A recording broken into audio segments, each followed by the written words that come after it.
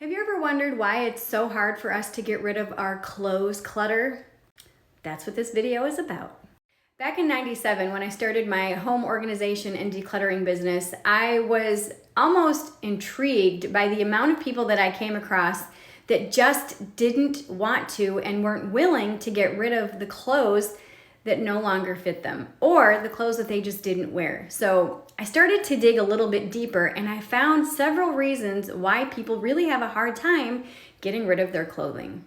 One of the reasons is because they spent a lot of money on whatever item it was. There was one client in particular who had a pair of red bottom shoes. She spent a lot of money, she wore them twice, and she has never worn them again. And I asked her why she didn't want to get rid of them. She's like, do you know how much these cost? And I'm like, okay, but if you're not wearing them and they hurt your feet, why don't you try to resell them? So she sold them, got some of her money back, and she's like, oh my God, this actually feels really good. So that brings us to our second reason, ill-fitting clothing. So we have this idea that, okay, I want to go find a jacket or whatever. So we get one, we get a jacket, we get a pair of pants, we get some shoes, whatever. We put it on, it looks really cute in the store. Then we actually wear it and it fits horribly. For some reason, when we're actually using the product, the item, it pinches, it binds, it just rubs the wrong way. And you only wore it maybe a couple times, and then you're like, oh my goodness, I spent all this money. Again, a lot of people tie it to the dollars spent.